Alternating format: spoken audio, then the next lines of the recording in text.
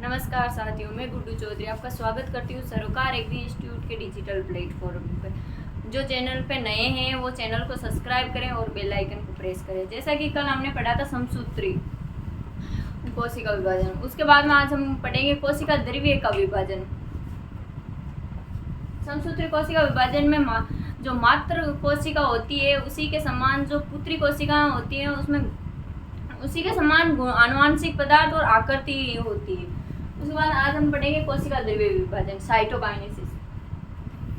उसमें यह एनाफेज के अंत से प्रारंभ हो जाती है। जो कोशिका द्रव्य विभाजन होता है वो एनाफेज अवस्था होती है, उसके अंत से ही प्रारंभ हो जाती है। ये पादप कोशिका में जंतु कोशिका में अलग अलग प्रकार का होता है। पादप कोशिका होती है उसमें ये कोशिका पट्टी विधि द्वारा होता है और सर्वप्रथम इसमें गोल्जिका ईआर सूक्ष्म तंतु नलिकाओं के मध्य में व्यवस्थित होकर फ्रेगमोप्लास्ट परत बनाती है। ये जो कोशिका पट्टी विधि द्वारा होता है जो कि अपकेंद्रीय विधि है।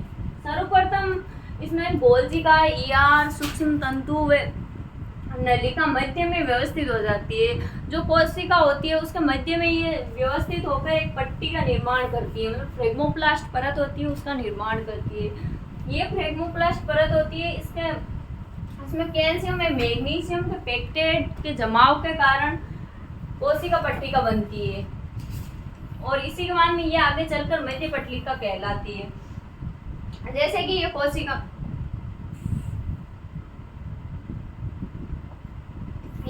है, इसके मध्य में ये जो परत पाई जाती है ये गोल्जी बॉडी या सूक्ष्म तंतु व नलिका से मिलकर बनी होती है, जिसे फ्रेगमोप्लास्ट परत कहा जाता है। इसके मध्य में कैल्शियम व मैग्नीशियम के पेक्टेट पाए जाते हैं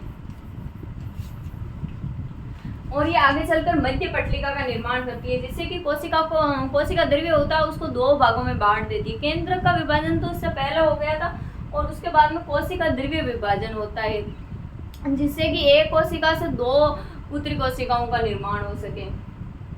इसमें गोल्जी बॉडी से कोशिका प्लेट बनती है। इसके मध्य में कैल्शियम में मैग्नीशियम के पेक्टेट जमा होते हैं और कोशिका प्लेट से ही मध्य पट्टिका का निर्माण होता है।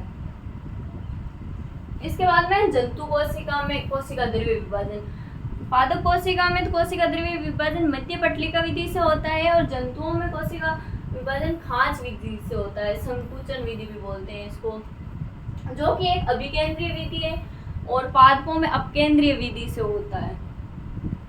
इसमें मध्यकाय का निर्माण जिसके संकुचन के कारण एक वल्य बनती है, मतलब जो कोशिका होती है इसके अंदर जो ये मध्यकाय मतलब मध्य पट्टिका पाई जाती है, इसमें संकुचन से एक खांच वल्य का निर्माण होता है। इस वल्य में लगातार संकुचन होता है, इसी से खांच का निर्माण होता है और लगातार केंद्र की ओर बढ़ता है। मतलब जो पादपों में कोशिका द्रव्य विभाजन होता है वो परिधि से केंद्र की ओर बढ़ता है, जबकि जंतुओं में इसमें खांच का निर्माण होता है। खांच में संकुचन होने से ही कोशिका द्रव्य का विभाजन होता है। ये लगातार केंद्र की ओर जाता है और अंत में एक कोशिका से दो कोशिकाओं का निर्माण हो जाता है। जैसे कि एक कोशिका है उसमें जो द्रव्य पाया जाता है उसके मध्य में जो मध्य प्लेट पाई जाती है उसमें संकुचन होता है और खांच का निर्माण होता है। इस खांच में एक वल्य का निर्माण होता है और इस वल्य में संकुचन होने से ही एक कोशिका को दो भागों में बांट देता है और कोशिका द्रव्य को भी दो भागों में बांट देता है। और इसमें संकुचन वल्य कहते हैं जो मध्य में पाई जाती है और ये सूक्ष्म नलिका और सूक्ष्म तंतु से मिलकर बनी होती है, जिसे मध्यकाय या मिड बॉडी भी कहा जाता है। इसके बाद में आता है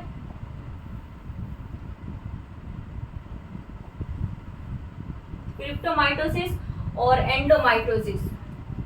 क्रिप्टोमाइटोसिस होता है ये सबसे आदिम प्रकार का समसूत्री विभाजन है। ये सबसे प्रथम बार या सबसे पुराना समसूत्री विभाजन बोल सकते हैं क्रिप्टोमाइटोसिस को। ये अमीबा में विभाजन होता है। जो अमीबा में कोशिका द्रव्य का विभाजन होता है वो क्रिप्टोमाइटोसिस विधि से ही होता है। इसके बाद में एंडोमाइटोसिस, बिना केंद्र विभाजन के गुणसूत्रों का विभाजन होता है। एंडोमाइटोसिस होता है इसमें बिना केंद्र विभाजन के ही गुणसूत्रों का विभाजन होता है। इसे कोलिसियम के द्वारा इसे उत्पन्न किया जाता है। ये कोलिसीन के द्वारा ये एंडोमाइटोसिस है, इसे कोलिसीन के द्वारा ही उत्पन्न किया जाता है। इसके माने ये बहुगुणिका उत्पन्न करती है। इसके बाद में समसूत्री विभाजन होता है, उसके क्या क्या कार्य होते हैं।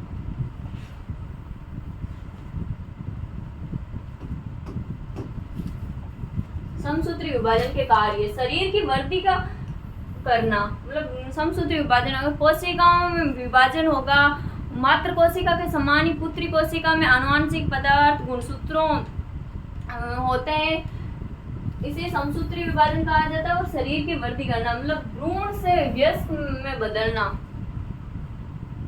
इसके बाद में निम्न पादप व निम्न जंतुओं में जनन में सहायक होता है। जो निम्न पादप होते हैं और निम्न जंतु, जो छोटे पादप व छोटे जंतु होते हैं उनमें जनन में सहायक होता है समसूत्री विभाजन। उसके बाद में अच्छे लक्षणों को लंबे समय तक संरक्षित रखता है। समसूत्री विभाजन के द्वारा ही जो अच्छे लक्षण होते हैं उनको लंबे समय तक संरक्षित रखा जाता है। और घाव को भरने में जो समसूत्री विभाजन होता है उसको वो जल्दी कोशिका निर्माण करता है और मात्र कोशिका के समान ही पुत्री कोशिका में गुणसूत्र होते हैं और ये घाव को भरने का काम भी करता है।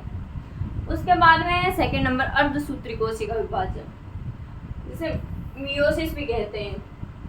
अर्धसूत्री विभाजन और इसे समझाने वाले वैज्ञानिक थे वो थे फॉर्मर व मुर्रे। इन्होंने इसे 1905 में समझाया था, जिसमें एक कोशिका विभाजित होकर 4 कोशिकाएं बनाती है, जिसमें गुणसूत्रों की संख्या पेत्र कोशिका की तुलना में आधी रह जाती है। मतलब कि मात्र कोशिका होती है अर्धसूत्री विभाजन में, मात्र कोशिका से पुत्री कोशिकाओं में विभाजन होता है। उसमें एक मात्र कोशिका से 4 पुत्री कोशिकाओं का निर्माण होता है और उसमें गुणसूत्रों में आनुवंशिक पदार्थ होता है, उसकी संख्या आधी रह जाती है। इसे अर्धसूत्री विभाजन कहा जाता है। जबकि समसूत्री विभाजन में तो मात्र कोशिका और पुत्री कोशिका आनुवंशिक पदार्थ समान होता है। अर्धसूत्री कोशिका विभाजन होता है उसमें आधा हो जाता है। इसमें जैसे कि ये एक मात्र कोशिका है, इससे 4 अर्धसूत्री विभाजन होगा तो 4 पुत्री कोशिकाओं का निर्माण होगा, जिसमें मात्र कोशिका 2n थी। अर्धसूत्री विभाजन का मतलब है गुणसूत्रों का आधा हो जाना, जिसमें पुत्री कोशिकाएं उनमें गुणसूत्र आधे हो जाते हैं। जैसे एक मात्र कोशिका है 2n, इसमें मियोसिस फर्स्ट में अर्धसूत्री विभाजन होता है, वो 2 प्रकार से होता है। एक तो मियोसिस फर्स्ट और एक मियोसिस सेकेंड। मियोसिस फर्स्ट होता है उसमें इसे न्यूनकारी विभाजन भी कहते हैं। जैसे कि मात्र कोशिका होता है 2n से मतलब एक कोशिका से 2 कोशिकाओं का निर्माण होता है। फिर बाद में इन 2 कोशिकाओं में पुनः वापस विभाजन होता है, समसूत्री विभाजन। इसे समसूत्री विभाजन भी कहते हैं, क्योंकि मियोसिस फर्स्ट होने के बाद में जो कोशिकाओं में विभाजन होता है वह समसूत्री के समान ही होता है। क्योंकि जो मियोसिस फर्स्ट होने पर जो पुत्री कोशिकाएं प्राप्त होती है उनमें जो विभाजन होता है उसमें वो समसूत्री के समान होता है, क्योंकि इसमें इनमें गुणसूत्र भी समान ही होते हैं। इससे इन 2 कोशिकाओं से 4 पुत्री कोशिकाओं का निर्माण होता है। इसके बाद में मियोसिस 3 भागों में होता है, मियोसिस फर्स्ट, इंटरकाइनेसिस और मियोसिस सेकेंड। इनमें मियोसिस फर्स्ट होता है वो 2 भागों में होता है। वापस मियोसिस फर्स्ट में प्रथम है कैरियोकाइनेसिस और सेकेंड है साइटोकाइनेसिस। कैरियोकाइनेसिस होता है उसके 4 भाग होते हैं, prophase first, metaphase first, anaphase first और टीलोफेज फर्स्ट। उसके बाद में इधर आ जाता है साइटोकाइनेसिस। ये समसूत्री के समान ही होता है, जैसे समसूत्री में हो रहा था पहले केंद्रक विभाजन, उसके बाद में कोशिका द्रव्य विभाजन, उसी के समान इसमें होगा। उसके बाद में इंटरकाइनेसिस होता है वह 2 भागों में होता है, जैसे समसूत्री में हुआ था G1 और G2। वृद्धि अवस्था प्रथम और वृद्धि अवस्था सेकेंड। इसके बाद में मियोसिस सेकेंड। इसमें कैरियोकाइनेसिस और साइटोकाइनेसिस 2 भागों में बटा हुआ होता है। कैरियोकाइनेसिस के 4 भाग होते हैं, prophase second, metaphase second, anaphase second और टीलोफेज सेकेंड। इसके बाद में साइटोकाइनेसिस कोशिका द्रव्य का जो विभाजन होता है वो सबसे लास्ट में होता है इसमें।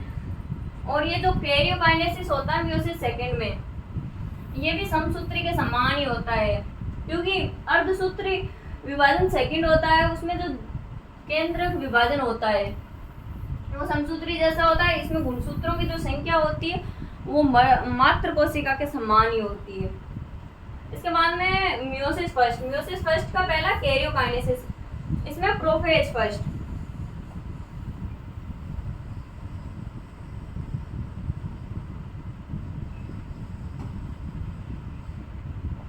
प्रोफेज फर्स्ट, इसे पूर्व अवस्था फर्स्ट भी बोलते हैं।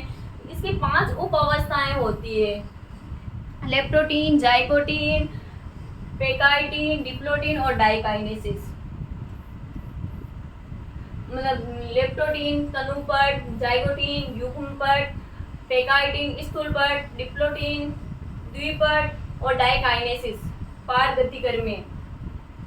इसमें प्रथम है लेप्टोटीन, जिसे तनुपट भी कहते हैं। इसमें क्रोमेटिन गुणसूत्र होते हैं, वे धागेनुमा वे मणिका में होते हैं। जो लेप्टोटीन होता है इस अर्धसूत्री विभाजन सेकंड का प्रोफेज फर्स्ट का प्रथम भाग होता है लेप्टोटीन, जिसे तनुपट भी कहते हैं। इसमें क्रोमेटिन जो गुण होते हैं वो गुणसूत्रों में बदलते हैं, जो कि धागेनुमा होते हैं। इसके बाद में तारक केंद्र विपरीत ध्रुवों पर चले जाते हैं। ये जो कोशिकाएं होती है, इसमें जो ये क्रोमेटिन होते हैं वो धागेनुमा गुणसूत्रों में बदलने लग जाते हैं। जो पतले महीन धागेनुमा संरचना होती है क्रोमेटिन, वो आपस में जुड़ करके गुणसूत्रों का निर्माण करने लग जाती है। और इसमें जो ध्रुव मतलब तारक केंद्र होते हैं वो विपरीत ध्रुवों की ओर जाने लग जाते हैं। इस अवस्था को मुख्य अवस्था भी कहा जाता है। मुख्य मतलब जो गुलदस्ता होता है उसके समान गुणसूत्र होने लग जाते हैं। इसके बाद है जाइगोटीन, जो कि प्रोफेज फर्स्ट की सेकंड अवस्था है, युग्मपट। इसमें समजात गुणसूत्र युग्म बना लेते हैं। इसमें जो जैसे देखा जो मतलब गुणसूत्र बनते हैं, उसके बाद में ये गुणसूत्र युग्म बना लेते हैं। गुणसूत्र आपस में मिलकर के युग्म का निर्माण कर लेते हैं। इसे बाइवेलेंट या युगली भी बोलते हैं। ये जो जाइगोटीन होती है इस अवस्था को बाइवेलेंट भी बोलते हैं। समाज में युग्म निर्माण में सिनेप्टोनिमल जटिल सहायक होता है। वसा में प्रोटीन की परत होती है। जो ये सिनेप्टोनिमल परत होती है वो वसा में प्रोटीन की परत होती है, जो कि जटिल होती है, और ये बाइवेलेंट मतलब युगली बनाने में सहायक होती है। जैसे ये कोशिका है, इसमें ये गुणसूत्र मिलकर के युगली का निर्माण करते हैं। युगली मतलब जोड़े का निर्माण करते हैं। और इनमें जो ये मध्य में जो जुड़ते हैं जिससे युगल का निर्माण करते हैं, इस परत को सिनेप्टोनिमल कहा जाता है, जो कि प्रोटीन में वसा से मिलकर बनी हुई होती है। और इस जोड़े को युगली कहा जाता है। इसमें भी तारक केंद्र विपरीत ध्रुवों पर होते हैं। उसके बाद में तीसरे नंबर पेकाइटीन या स्थूलपट। इसमें समजात गुणसूत्र होते हैं वो कुंडलित हो जाते हैं। इसमें जो गुणसूत्र होते हैं वो कुंडलित हो जाते हैं। इस दृश्य ट्रीटेड दृश्य हो जाता है, परंतु निर्माण जाइगोटीन में ही होता है। मतलब जो समजात गुणसूत्रों में कुंडलित हो जाता है इसे ट्रीटेड दृश्य भी कहा जाता है। और इसमें परंतु निर्माण होता है जो कि मतलब गुणसूत्र समजात होकर जो कुंडलित हो जाते हैं। और इस उपावस्था में क्रॉसिंग ओवर जीनों का विनिमय भी जाइगो इस पेकाइटीन अवस्था में ही होता है। जीन विनिमय समजात गुणसूत्रों की नॉन सिस्टर क्रोमेटिन के मध्य जीनों का फेरबदल मतलब रिकॉम्बिनेज गांठे नोड्यूल्स होते हैं उन पे ही होता है। इस अवस्था में जीनों का विनिमय होता है। जीनों का विनिमय होता है जो कि समजात गुणसूत्र, जैसे हमने देखा इसमें समजात गुणसूत्र कुंडलित हो जाते हैं। जो समजात गुणसूत्र होते हैं उनकी नॉन सिस्टर क्रोमेटिड, ये जो होती है नॉन सिस्टर क्रोमेटिड, इनके मध्य गुणसूत्रों का आदान प्रदान होता है। और इसमें जीन विनिमय की खोज करने वाले वैज्ञानिक थे वो थे मॉर्गन, जिन्होंने कि ड्रोसोफिला जो मक्खी है उसमें किया था। मुख्य एंजाइम होता है उसे रिकॉम्बिनेज एंजाइम भी कहा जाता है। ये रिकॉम्बिनेज एंजाइम होता है जो कि जीनों के मध्य फेरबदल मतलब जीनों का आदान प्रदान होता है, उसमें सहायक होता है। जैसे कोशिका होती है उसमें गुणसूत्र होते हैं वो मध्य में आ जाते हैं, वे इसमें जो युगली क्रोमेटिड होते हैं, नॉन सिस्टर क्रोमेटिड होते हैं, उनमें जीनों का आदान प्रदान होने लग जाता है। ये जो नॉन सिस्टर क्रोमेटिड होते हैं इनमें यहाँ पे जो जीनों का आदान प्रदान होता है और ये कुंडलित भी हो जाते हैं। इसके बाद में डिप्लोडीन द्विपट उपावस्था, इसे समजात गुणसूत्र एक दूसरे को प्रतिकर्षित करने लग जाते हैं, तो उपांति भवन की अवस्था आ जाती है। ये उपांति भवन यहाँ पे प्रारंभ होता है। जो गुणसूत्र होते हैं, जैसे ये अवस्था है, कोशिका है, कोशिका में ये गुणसूत्र पाए जाते हैं। ये गुणसूत्र एक दूसरे को प्रतिकर्षित, मतलब एक दूसरे को जीनों का विनिमय हो जाता है पेकाइटिन अवस्था में। इसके बाद जो डिप्लोटिन अवस्था होती है उसमें गुणसूत्र एक दूसरे को प्रतिकर्षित, मतलब उपांति भवन की जो प्रारंभ होना होता है वो इसी अवस्था में होता है। इसके बाद सिनेप्टोनिमल जटिल धूल हो जाता है, मतलब कि जो सिनेप्टोनिमल की परत होती है वो टूटने लग जाती है गुणसूत्रों के मध्य में, जिससे काइस्मेटा का निर्माण होता है। इसे एक्स जैसी संरचना का निर्माण होता है, जिसे काइस्मेटा भी कहा जाता है। जो गुणसूत्रों के मध्य एक दूसरे से प्रतिकर्षित होने लग जाते हैं वहां उस टाइम इसमें एक्स नुमा आकार, एक्स नुमा संरचना बनती है। इसे काइस्मेटा संरचना भी कहा जाता है।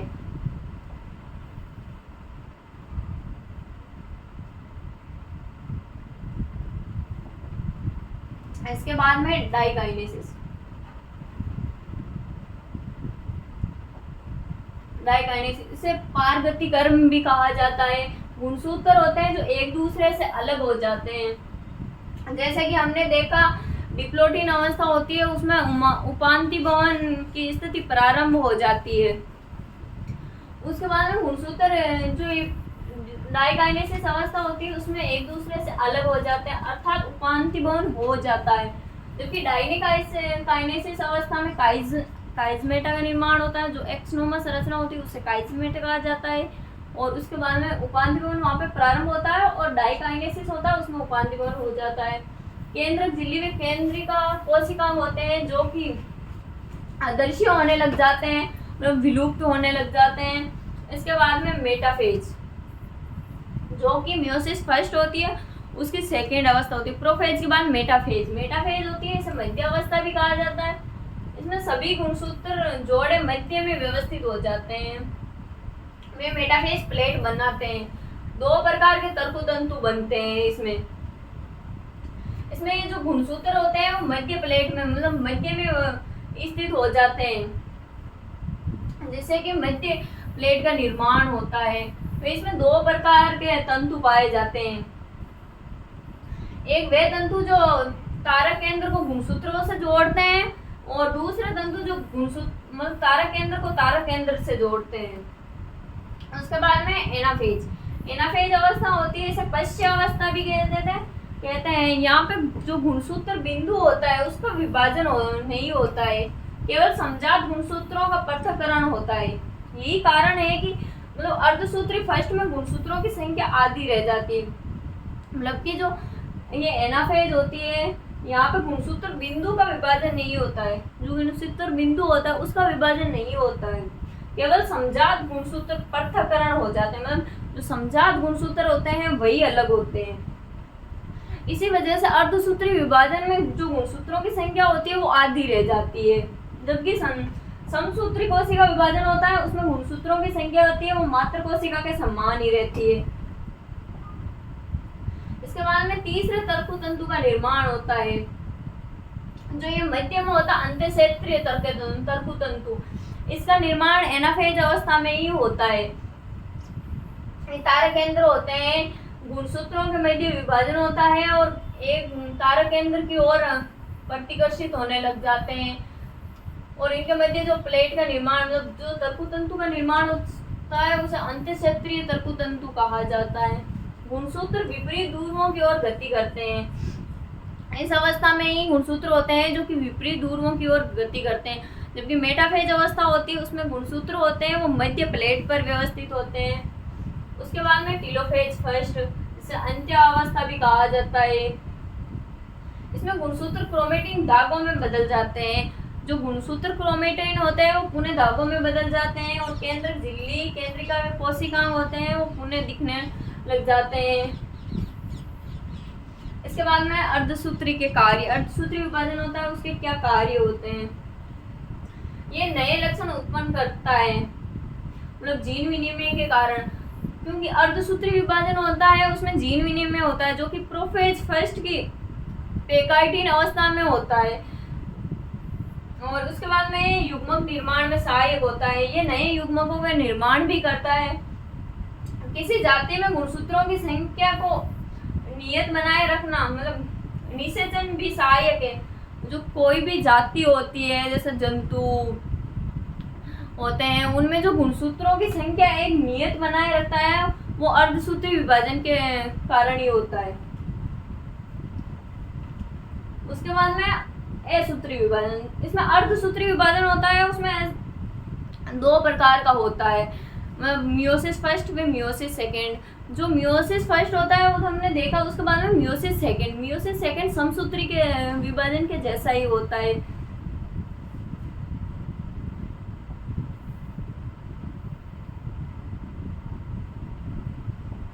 जैसे कि ये कोशिका है, इसमें जो गुणसूत्र पाए जाते हैं, जो केंद्र पाया जाता है उसमें जो गुणसूत्र पाए जाते हैं वो समसूत्री में, जैसे कि गुणसूत्रों में जो मात्र कोशिका के समान ही आनुवांशिक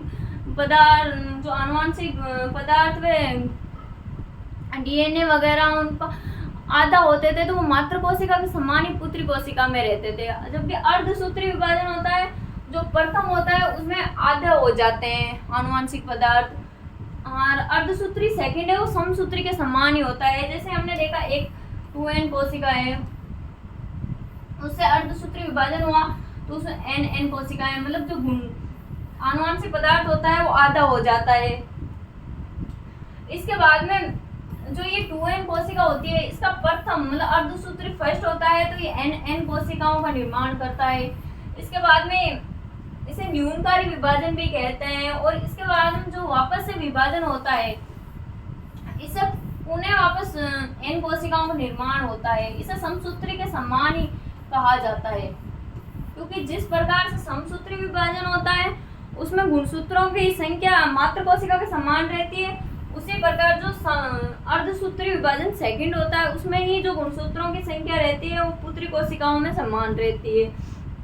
उसके बाद में अर्धसूत्री विभाजन में कोशिका द्रव्य विभाजन, जैसे समसूत्री विभाजन में देखा था कि कोशिका द्रव्य का विभाजन पादप कोशिका में होता है जो कि मध्य पटलिका से होता है, और जंतु कोशिकाएं होती हैं उनमें खांच विधि से होता है। तो पहला केंद्र का विभाजन होगा उसके बाद ही कोशिका द्रव्य का विभाजन होगा। इसी के साथ इसके बाद में आज और पढ़ेंगे असूत्री विभाजन। असूत्री विभाजन होता है जो कि समसूत्री और अर्धसूत्री होता है। ज्यादातर पादप व जंतुओं में समसूत्री व अर्धसूत्री होता है। असूत्री होता है जो कि बहुत ही कम पाया जाता है। उसके बाद में असूत्री विभाजन जिसे एमिटोसिस भी कहा जाता है। इसे समझाने वाले वैज्ञानिक थे वो थे फ्लेमिंग, जिन्होंने मतलब अर्धसूत्री विभाजन था उसको समझाने वाले वैज्ञानिक भी फ्लेमिंग में मुड़ रहे थे, और असूत्री को समझाने वाले वैज्ञानिक भी फ्लेमिंग थे। और ये सबसे आदिम प्रकार का विभाजन होता है। जो सर्वप्रथम मतलब सबसे पुराना विभाजन होता है उसे असूत्री विभाजन ही है, और ये समसूत्री विभाजन जैसा ही होता है, परंतु इसमें तर्कुतंतु का निर्माण नहीं होता है। जो तार केंद्र से जुड़ते हैं वो तर्कुतंतु होते हैं, उनका निर्माण इस विभाजन में नहीं होता है। और जो क्रोमेटिन धागे होते हैं उनसे गुणसूत्र भी नहीं बनते हैं, मतलब संघनन नहीं होता है। केंद्र का विभाजन प्रत्यक्ष रूप से संकुचन विधि द्वारा होता है। जो केंद्र का विभाजन होता है वो भी प्रत्यक्ष रूप से होता है और संकुचन विधि द्वारा होता है। उदाहरण अमीबा में बहु विभाजन, जैसे एक अमीबा है उसमें केंद्र का विभाजन हो रहा है तो वो दूसरी अमीबा बना रही है। और उसके बाद में ईस्ट के अंदर कलिका बनना, मानव भ्रूणीय झिल्लियों में वृद्धि होना, जो मानव की भ्रूणीय झिल्लियां होती हैं उनमें वृद्धि होना, जीवाणु, माइटोकॉन्ड्रिया, हरित लवक का विभाजन होना। उसके बाद में समसूत्री और अर्धसूत्री कोशिका विभाजन में अंतर। जो समसूत्री कोशिका विभाजन होता है उसमें और अर्धसूत्री कोशिका विभाजन में अंतर। जो समसूत्री कोशिका में गुणसूत्रों की संख्या समान रहती है, जबकि अर्धसूत्री कोशिका विभाजन होता है उसमें जो मात्र कोशिका होती है उससे पुत्री कोशिका में गुणसूत्रों की संख्या आधी हो जाती है। उसके बाद में समसूत्री कोशिका विभाजन में जीन विनिमय नहीं होता है, इस कारण ये नए लक्षण नहीं लाता है। जो लक्षण होता है, पुराने लक्षण होते हैं उनको स्थायी या लंबे समय तक बनाए रखता है, जबकि अर्धसूत्री कोशिका विभाजन होता है उसमें जीन विनिमय होता है जो कि नए लक्षण लाता है। उसके बाद में समसूत्री में मेटाफेज एकल मतलब मेटाफेज प्लेट बनाती है, जबकि अर्धसूत्री में मेटाफेज में डबल मेटाफेज प्लेट बनती है, क्योंकि अर्धसूत्री प्रथम और अर्धसूत्री सेकंड दो भागों में होता है और गुणसूत्र बिंदु विभाजित होता है, जबकि अर्धसूत्री में गुणसूत्र बिंदु होता है वो कि विभाजित नहीं होता है। इसी वजह से गुणसूत्रों की संख्या आधी रह जाती है और समसूत्रों में गुणसूत्रों की संख्या होती है जो मात्र कोशिका के समान ही होती है। और जो समसूत्री विभाजन होता है उसमें इंटरफेज में G1, S और G2 होती है, जबकि इसमें इंटरकाइनेसिस में केवल G1 में G2 ही होती है। S फेज मतलब डीएनए का संश्लेषण करने वाली अवस्था नहीं होती है। उसके बाद समसूत्री में 1 से 2 कोशिकाएं बनती है, जबकि अर्धसूत्री होती है विभाजन होता है उसमें 1 से 4 कोशिकाएं बनती है।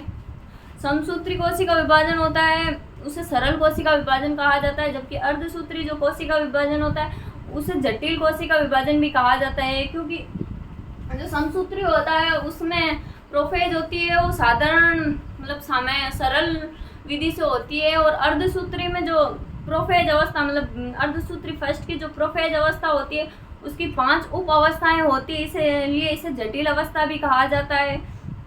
और अर्धसूत्री में डीएनए का संश्लेषण भी नहीं होता है, क्योंकि इसमें ऐसा अवस्था होती है वो इंटरकाइनेसिस में नहीं पाई जाती, जबकि समसूत्री होती है उसमें डीएनए का संश्लेषण होता है क्योंकि उसमें एस अवस्था पाई जाती है। इसी के साथ हम आज हमारा कोशिका जो चैप्टर था वो समाप्त हुआ। Thank you.